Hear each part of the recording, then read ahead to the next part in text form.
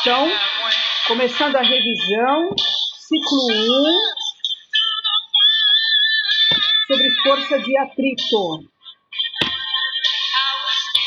Ah, gente, eu coloquei aqui uma outra música, na verdade. Por quê? Porque ontem o Van Halen morreu, vocês não conhecem Van Halen. Queria que vocês conhecessem Van Halen. Se der no finalzinho da aula, eu coloco um pedacinho, senão fica para amanhã, tá? Nós vamos falar sobre força de atrito hoje, tá? Tá no TC de vocês, aulas 58 e 59 falam sobre força de atrito. TC do caderno 3, página 19. Exercício número 1, acharam aí? A força de atrito é uma força que depende do contato entre corpos, pode ser definida como uma força de oposição à tendência de deslocamento dos corpos e é gerada devido a irregularidades entre duas superfícies em contato. Na figura, setas representam forças que atuam no corpo e o ponto ampliado representa as irregularidades que existem entre as duas superfícies. Então, quanto mais rugosa, né, a superfície de contato, maior é a força de atrito entre a superfície do bloco e o plano onde ele vai deslizar. Na figura, os vetores que representam as forças que provocam o deslocamento e o atrito são, respectivamente. Então, vamos lembrar de algumas coisinhas, pessoal. Em primeiro lugar, eu tenho aqui um objeto, eu tenho a força peso, a força da gravidade, até representei aqui para vocês, a força da gravidade. Então, este vetor aqui, no caderno aí na figura de vocês, representa a força peso, vertical e para baixo. Tem apoio, tem a força normal. A normal sempre forma 90 graus com a superfície do objeto, normal, vertical e para cima. Nesta situação, pessoal, a normal e o peso se igualam, cortou, beleza? Aqui vocês têm um vetor horizontal para a direita e aqui horizontal para a esquerda, é isso mesmo. Alguém veio aqui, empurrou este bloco horizontalmente para a direita, ele adquire movimento. Vai existir entre ele, aqui, e a superfície de apoio, uma força que nesse caso está tentando impedir o movimento, chamada força de atrito. Portanto, este vetor horizontal e para a direita, tá, representa a força que foi aplicada no bloco. E este vetor horizontal para a esquerda, a força que tenta impedir o movimento é a força de atrito. Então, esse primeiro exercício, alternativa A. Fácil, extremamente fácil. Não é fácil, gente, esse? Tranquilão esse? Agora, o número 2 é bem trabalhoso. Prestem bem atenção, nós fizemos igualzinho no caderno, com outros números, é claro, mas o raciocínio é o mesmo. A gente sempre pede esse tipo de exercício. Gente, tá travando? Oi? E sempre cai na multi esse aqui, tá bom? É exercício que cai na multi, esse número 2, e é exercício que a gente sempre pede em prova do professor também, tá? Então, vamos lá. Um bloco de massa 2 kg está em repouso sobre um plano horizontal. Está descansando aqui, sossegado, num plano horizontal. Mas vai existir atrito, Os coeficientes de atrito estático e dinâmico entre o bloco e o apoio valem respectivamente 0,40 e 0,30.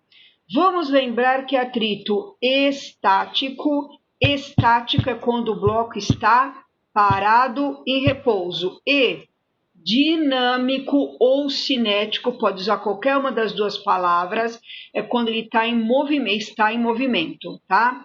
Sempre o coeficiente de atrito estático é maior que o cinético ou dinâmico, sempre. Então, o μe Lembra que representamos coeficiente de atrito pela letra grega mi. Parece uma letra U, ó, com uma perninha maior, tá? Então, coeficiente de atrito estático, MiE 0,4. Coeficiente de atrito dinâmico ou cinético, MiD 0,3, tá?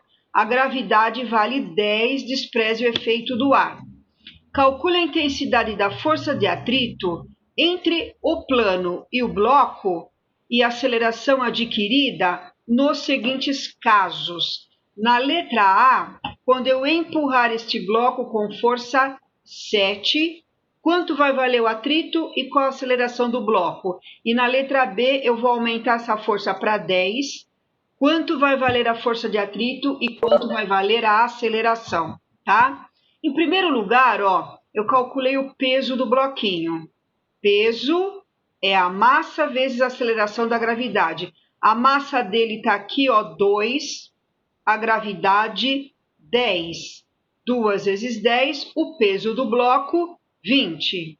Gente, nesse caso, a superfície horizontal, ó, é igualzinho esse, a normal, vertical e para cima, olha aqui, ó, é igual ao peso vertical e para baixo. Eu nem coloquei porque uma anula a outra, tá?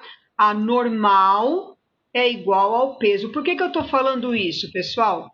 Lembra que força de atrito é o coeficiente de atrito, esse mi, ó, vezes a normal, certo? Então, eu vou precisar da normal. Nesse caso, nesse exercício, a normal é o próprio peso do bloco que já está calculado. Em primeiro lugar, a gente precisa calcular o seguinte, ó. Eu vou começar a empurrar esse bloco com força 1, 2, 3, 4. Será que ele sai do lugar? Eu preciso descobrir qual é o valor máximo que ele aguenta parado. Nós chamamos essa força máxima de força de atrito de destaque. Está calculada aqui, ó. O que é força de atrito de destaque? É o coeficiente de atrito estático vezes a normal. O mi estático foi dado, está na página anterior, 0,4. A normal é o peso do bloco, calculamos na página anterior, 20. 0,4 vezes 20 vai dar 8 newtons, ok? Olha o que eu coloquei para vocês entre parênteses, que importante.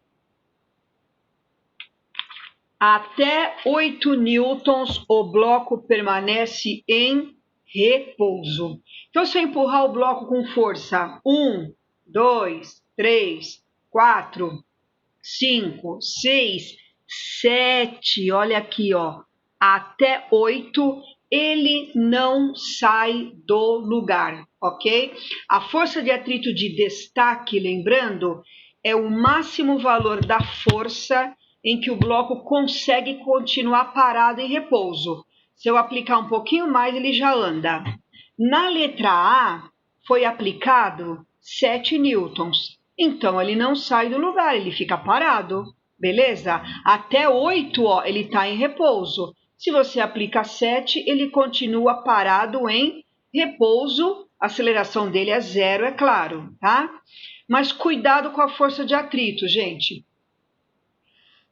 Se você aplicar a força F igual a 7, você está tentando empurrar o bloco, ele não sai do lugar. Então, existe uma força de atrito tentando resistir o movimento entre o bloco e o plano, e ela vale exatamente quanto o valor da força que se aplicou. Por quê? Você empurra com 7 para a direita, ele aplica 7 para a esquerda, 7 para a direita, 7 para a esquerda, uma anula a outra, o bloco não sai do lugar. Então, resposta do item A. Quanto vale a força de atrito e aceleração do bloco? Resposta da letra A. Força de atrito 7 e aceleração 0, tá? Gente, ó, só uma observação. Vamos supor que na letra A ele tivesse falado assim, ó, eu vou aplicar uma força, sei lá, de 4 newtons, tá? 4 newtons, o bloco permanece em repouso.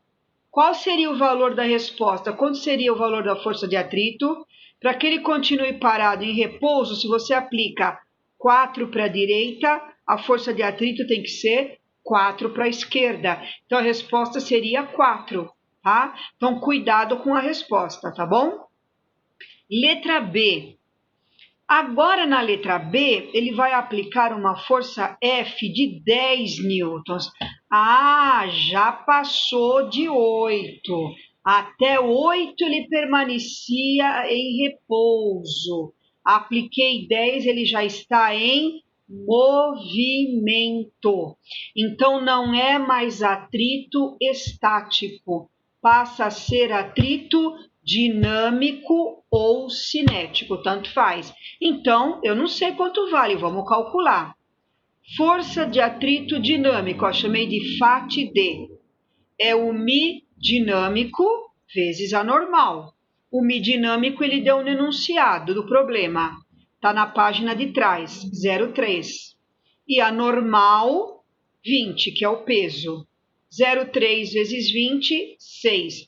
Então, quando este bloco passa a adquirir movimento, a força de atrito que atua nele, 6 newtons. Resposta da letra B. Aí ele pede a aceleração do bloco. Então, esse bloco anda agora. Tem forças atuando nele, né? De acordo com a segunda lei de Newton, a força resultante é o produto da massa pela aceleração. Qual é a força resultante no bloco, gente? Empurrei o bloco com força 10, horizontal para a direita, tá aqui. A força de atrito deu 6, calculei aqui. Qual é a resultante? Forças de sentidos contrários eu subtraio. 10 menos 6, está aqui, ó. F menos FAT, ou 10 menos 6, a massa do bloco, que é 2, vezes A. 10 menos 6 dá 4, que dividido por 2, 2 metros por segundo ao quadrado, ok? Então, as respostas, gente, deste problema estão aqui destacadas em vermelho. Ó. A resposta da letra A, força de atrito 7 newtons, aceleração 0.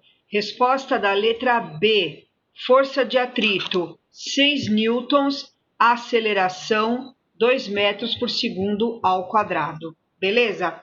Estudem bem esse exercício com bastante carinho, que eu peço na multi e peço na prova avaliação do professor, tá bom? Sempre boto um modelinho desse tipo, tá bom? Para vocês saberem do atrito de destaque, quando está parado, quando entra em movimento. Ok, pessoal? Deu tempo de copiar, beleza?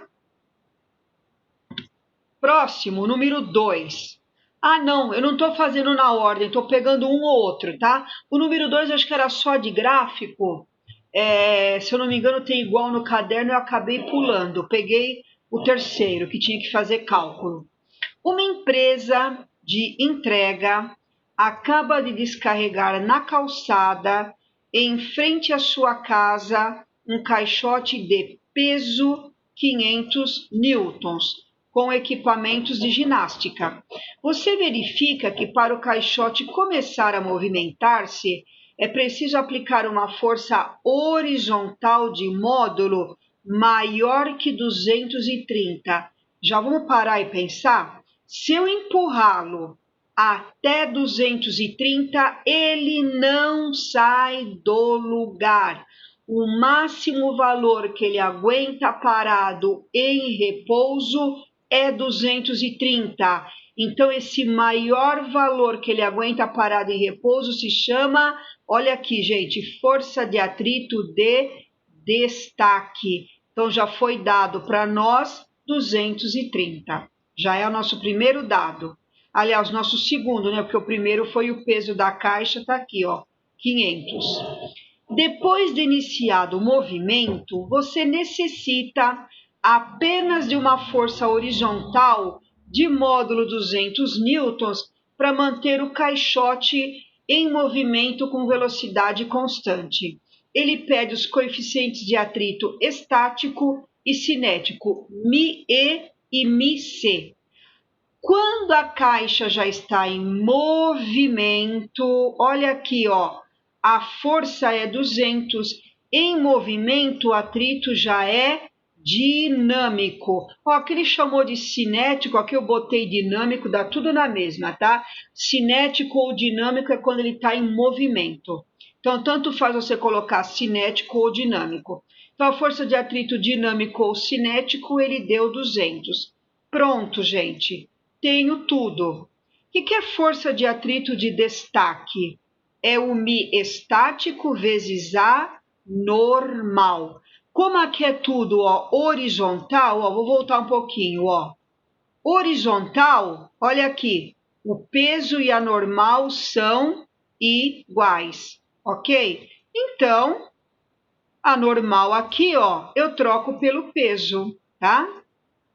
Força de atrito de destaque, 230, ó, substituir.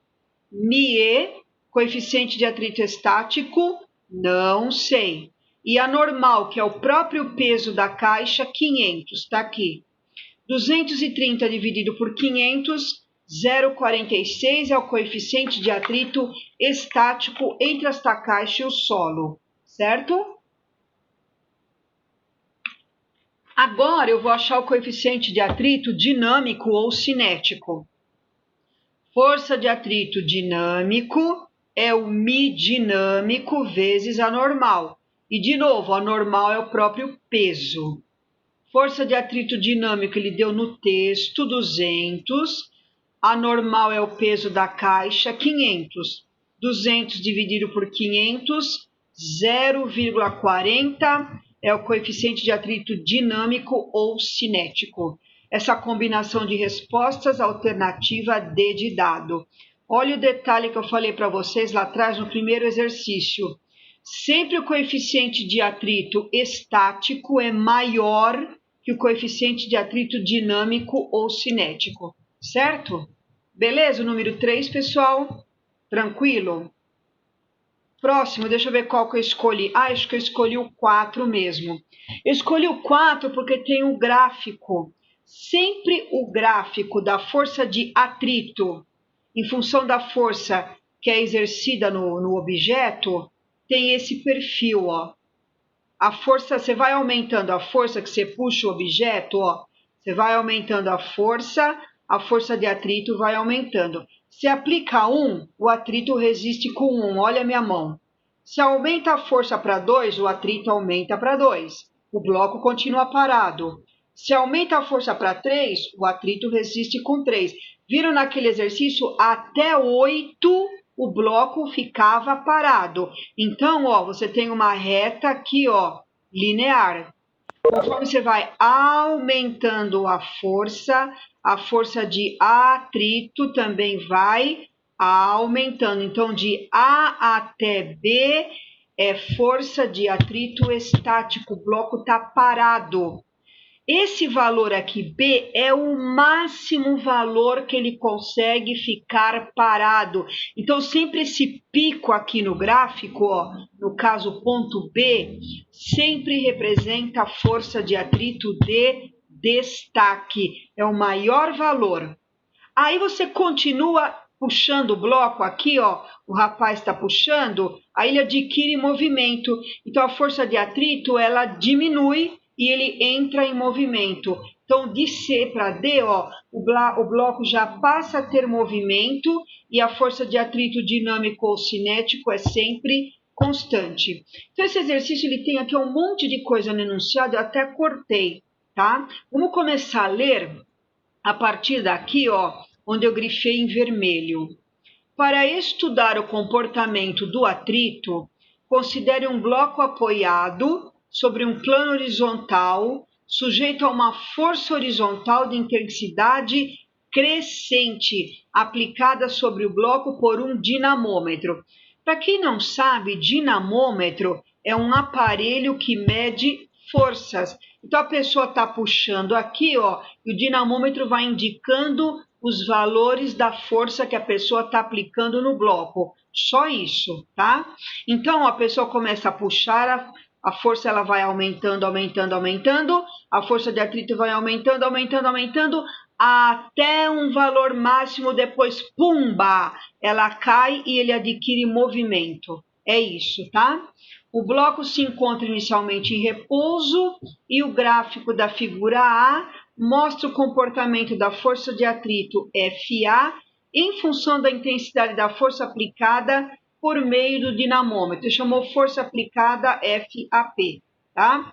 Qual a alternativa correta? A. No segmento AB, o bloco está em movimento. Errado. De A até B, a força de atrito vai aumentando, aumentando, aumentando e o bloco continua parado. Beleza? Então, AB, bloco em repouso. No segmento CD, o bloco está em repouso. Errado, ao contrário. Aí ele já entra em movimento e a força de atrito é constante, ó. Ok? No segmento CD, ocorre aparecimento de energia térmica na interface bloco-plano. Claro, gente, o que acontece? Ó, quando ele começa a adquirir movimento, vai haver atrito entre o bloco e a superfície. Isso aqui gera uma energia mecânica, tem movimento. Vocês vão ver logo no caderno 4, tem movimento, tem energia mecânica. Vai aparecer aqui, ó, gerar um aquecimento, que pode ser transformado em energia térmica. Então, a letra C está correta, tá? Vamos ver a letra D, o que ele diz? O ponto B nos fornece a intensidade da força de atrito dinâmica. Errado, o ponto B é o máximo valor que ele consegue ficar parado. O ponto B representa a força de atrito de destaque, tá? O ponto C nos fornece a força de atrito de destaque. Errado. O ponto C até o ponto D já é a força de atrito dinâmico ou cinético.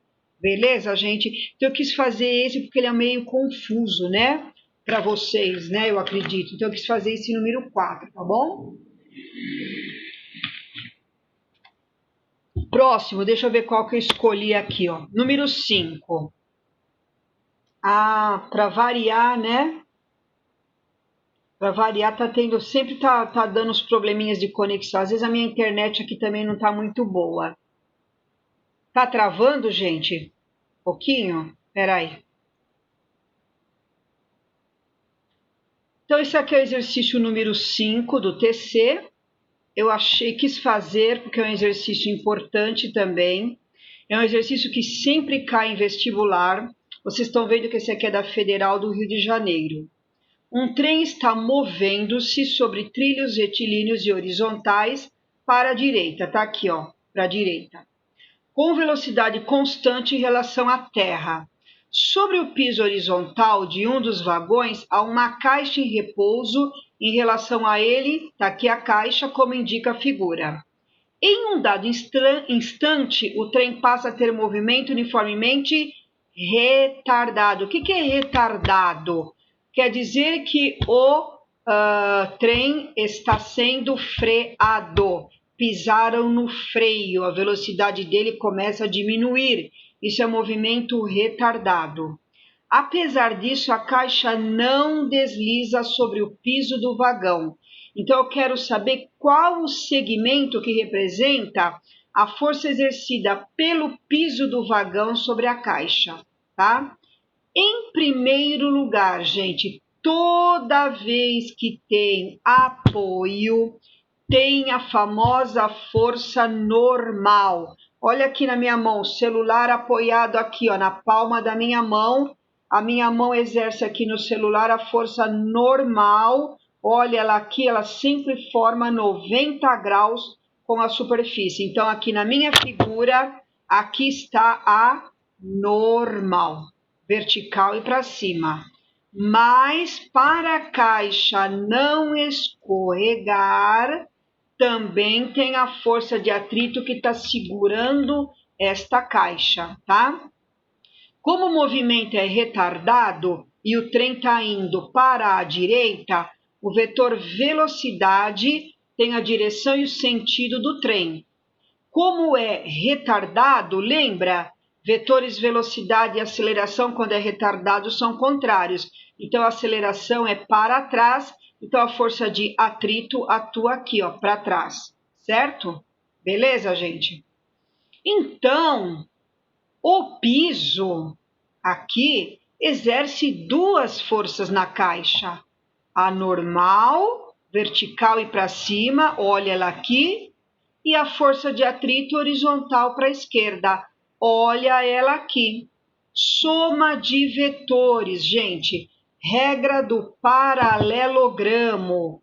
Como é que eu faço a regra do paralelogramo? O próprio nome diz paralelogramo, eu traço as paralelas, ó. Paralela, aqui de pontilhado, paralela. Onde cruzou, eu tenho o vetor resultante. Então, este vetor aqui, ó, inclinadinho, é a força resultante que atua na caixa alternativa B de bola. Cuidado com uma coisa, pessoal. Essa força aqui, ela é a soma vetorial da normal com a força de atrito, tá? Se o problema tivesse dado para vocês, vamos chutar qualquer valor, tá? A normal vale 2, a força de atrito vale 3. Vocês fariam 2 mais 3 igual a 5? Não, pelo amor de Deus, de jeito nenhum. 2 mais 3, nesse caso, não é igual a 5. Isso é soma vetorial, não é soma algébrica. Os vetores aqui, ó, a normal com a força de atrito, formam 90 graus. Vetores que formam 90 graus, como é que se acha a resultante? Teorema de Pitágoras. Então, a força resultante, que é a hipotenusa ao quadrado, é a soma dos quadrados dos catetos. Então, é a normal ao quadrado mais a força de atrito ao quadrado. Cuidado com isso, tá? Ele não pede no problema, mas eu quis lembrar-os disso, tá bom? Beleza, gente? Então, cuidado com soma vetorial, hein? Beleza? Vocês só poderiam somar aqui se os dois vetores fizessem isso, ó. Mesma direção e mesmo sentido. Por exemplo, os dois horizontalmente para a direita. Aí você soma. Se um é horizontal para a direita, outro horizontal para a esquerda, você subtrai. Se eles formarem 90 graus, teorema de Pitágoras. Ah, e se eles formarem 30 graus, 60, 45, aí aquela formulona que é aquele trambolho. Lembram dela? Ó, vamos recordar. F ao quadrado seria normal ao quadrado, mais a força de atrito ao quadrado, mais 2 vezes a força normal, vezes a força de atrito, vezes o cosseno do ângulo entre elas, certo? Seria isso para a soma vetorial, tá bom? Próximo, qual que eu escolhi aqui? Vamos ver. Número 6. Um carro de provas realiza com pneus idênticos testes em seus freios. Notou-se que nas mesmas condições o carro percorre uma maior distância com as rodas traseiras travadas do que com as dianteiras travadas. Isto acontece principalmente porque... Então, eu já expliquei aqui para vocês, ó, vamos pegar aqui, ó, a formulinha da força de atrito, o carro está andando, né? Então, é o atrito dinâmico ou cinético. Então, força de atrito dinâmico é o μ dinâmico vezes A normal. É essa força aqui que vai fazer o carro frear. Eu escrevi aqui para vocês, ó, é a força que vai frear o carro. Com as rodas traseiras travadas, o carro percorre uma distância maior, como está falando aqui no texto, ó. Notou-se que o carro percorre uma distância maior com as rodas traseiras travadas do que com as dianteiras. Então, só repetir aqui o que está no texto. Com as rodas traseiras travadas, o carro percorre uma maior distância. Por quê, gente? Porque a normal na roda traseira vai ser menor. Claro, Se a força de atrito é muito grande, ele freia logo, ele percorre uma distância menor, tá? Então, para ele percorrer uma distância maior, é porque o atrito foi menor, então, consequentemente, a força normal é menor. Então, o peso do carro vai estar mais concentrado nas rodas dianteiras. Isso aqui está na alternativa C, ó. A força normal entre os pneus e o asfalto é maior nas rodas dianteiras durante a frenagem. Então, como ele anda uma distância maior com a roda traseira travada, então andou uma distância maior, o que acontece? A força de atrito aqui vai ser menor porque a normal também é menor. Então, o peso vai ficar mais concentrado na roda dianteira. Alternativa C. Certo? Dá tempo de fazer mais um? Eu acho que dá. Eu vou fazer o número 7, que na outra sala eu fiz até o número 7, tá? E aí amanhã a gente continua, amanhã a gente faz os demais, tá? Que eu tinha planejado para essa aula de hoje. Então, ó, o número 7 é um exercício até que tranquilo, que já caiu no ITA, tá? Considere um automóvel com tração dianteira, movendo-se aceleradamente para frente. As rodas dianteira e traseira sofrem forças de atrito, respectivamente, para frente e para trás. Pessoal, se a tração é na roda dianteira, o que faz o carro andar, a grosso modo, é a roda dianteira. Então vamos lembrar de uma coisa, quando você esquece o carro, aqui está o chão, quando você põe o teu pé no chão para andar, o seu pé empurra o chão para trás. Ação, terceira lei de Newton, o seu pé exerce uma força no chão. Reação, o chão exerce uma força no seu pé, impulsiona o seu pé para frente. Ação e reação, pé no chão, chão no pé. A mesma coisa aqui, olha na figurinha, com a roda do carro. A roda do carro está fazendo isso, ó. Tá vendo, ó? Para frente. A roda do carro empurra o chão para trás, horizontal e para a esquerda. Ação. O chão empurra a roda do carro para frente, reação. Por isso que o carro anda. Então, a força de atrito para frente. Se ele tem tração na roda dianteira, a força de atrito é para frente. A roda traseira ela é chamada de roda parasita. Então, a força de atrito é contrária ao movimento, porque não tem tração aqui na roda. Portanto, as trações, ó, dianteira é para frente e traseira é para trás. Isso está na alternativa B de bola. Aí vocês vão me perguntar, e se fosse o contrário?